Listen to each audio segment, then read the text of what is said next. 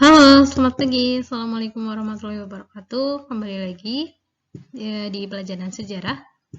Saya akan melanjutkan materi di bab 5 yaitu historiografi. Tetapi sebelum lanjut ke materi, silakan kalian subscribe tombol merahnya gratis di bawah ini. Jangan lupa juga like-nya. Like. Oke, materi bab 5 tentang historiografi. Nah, apa saja sih yang akan kita pelajari dalam materi bab 5 ini? Yang pertama, itu ada historiografi tradisional. Yang kedua, historiografi kolonial. Dan yang ketiga, itu historiografi modern. Yang pertama dulu ya, historiografi tradisional itu merupakan penulisan sejarah yang umumnya dilakukan oleh para sastrawan atau pujangga keraton dan bangsawan kerajaan.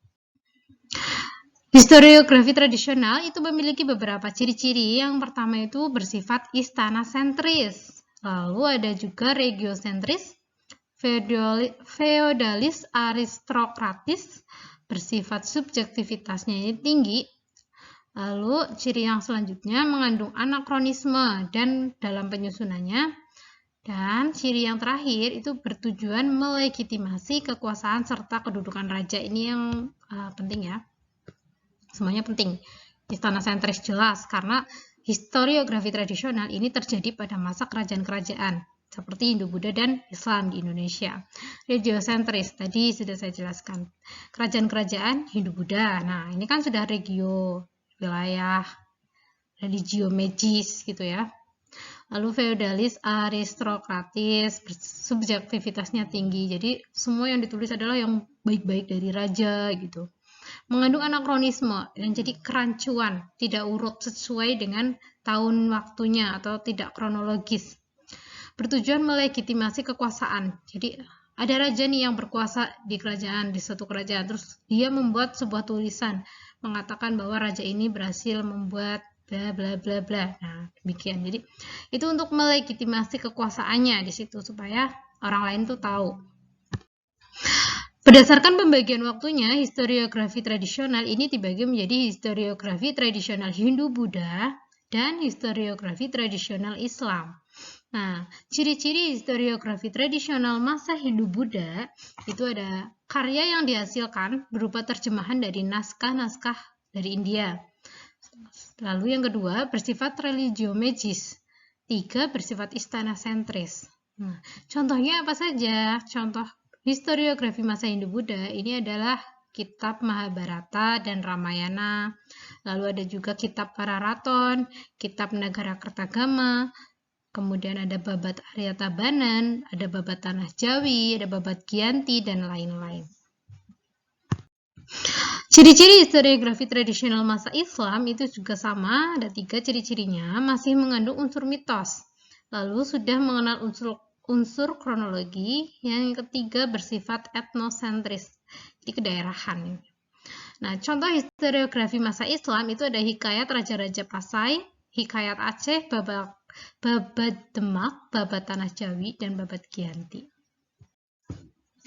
Historiografi kolonial. Yang kedua ya, historiografi kolonial itu merupakan penulisan sejarah yang ditulis pada masa kolonial. Jadi fokus utama historiografi kolonial itu adalah kehidupan warga Belanda atau Eropa di Hindia Belanda. Ya waktu itu Nusantara ya, karena ditulis oleh orang-orang Belanda atau orang-orang Eropa. Tujuan dari penulisannya ini itu untuk memperkuat kedudukan mereka di Indonesia. Ciri-ciri historiografi kolonial. Yang pertama, Nederlandsentris atau Nederlandosentris atau juga Eropa-sentris. Yang kedua, bersifat mitologis. Ketiga, bersifat subjektif. 4, mengabaikan sumber lokal. 5, berisi tentang sejarah orang-orang besar. 6, bersifat diskriminatif. Jadi yang ditulis itu hanya orang-orang Eropa. Orang-orang pribuminya tidak ditulis. Contoh historiografi kolonial itu ada 5 ya.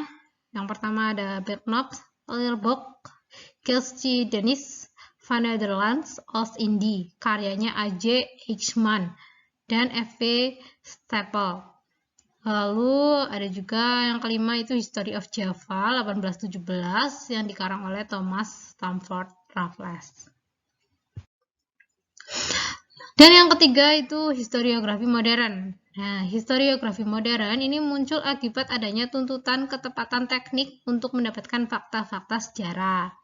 Nah, fakta sejarah didapat melalui penetapan metode penelitian, memakai ilmu-ilmu bantu, adanya teknik pengarsipan, dan rekonstruksi melalui sejarah lisan. Masa ini dimulai dengan munculnya studi sejarah kritis yang menggunakan prinsip-prinsip metode penelitian sejarah. Contoh historiografi modern adalah Pemberontakan Petani Banten 1888 karya Sartono Kartodirjo dan Revolusi Pemuda karya Benedict Anderson. Nah, ini salah satu contoh dari bukunya ya. Buku dari Sartono Kartodirjo. Historiografi modern ini tentunya berkembang sesuai dengan zaman. Historiografi masa kini sudah semakin objektif dan kritis terhadap suatu peristiwa sejarah. Adapun ciri-cirinya, yang pertama ini bersifat metodologis, di mana sejarawan diwajibkan menggunakan kaidah-kaidah ilmiah. Lalu bersifat kritis historis, yaitu dalam penelitian sejarah itu harus menggunakan pendekatan multidimensional. Ketiga, sebagai kritik terhadap historiografi nasional. Nah, lahir sebagai kritik terhadap historiografi nasional yang dianggap memiliki kecenderungan menghilangkan unsur asing dalam proses pembentukan keindonesiaan. Dan yang keempat, munculnya peran-peran rakyat kecil. Meskipun begitu, historiografi modern tidak lepas dari berbagai kelebihan dan kekurangan. Ini dia beberapa kelebihan dan kekurangan dari historiografi modern. Kelebihannya itu mengubah pandangan religiomagis dan kosmologis menjadi pandangan yang bersifat ilmiah, menggunakan penulisan sejarah kritis, menggunakan pendekatan multidimensional, dan menggunakan dinamika masyarakat Indonesia dari berbagai aspek kehidupan. Kekurangannya apa? Yang pertama, belum mampu menjelaskan sejarah secara optimal. 2, cenderung kurang fleksibel sebab terlalu terpaku pada metode ilmiah. 3, belum tentu bertujuan untuk meningkatkan rasa nasionalisme. Terkadang hanya berfokus untuk tujuan akademis.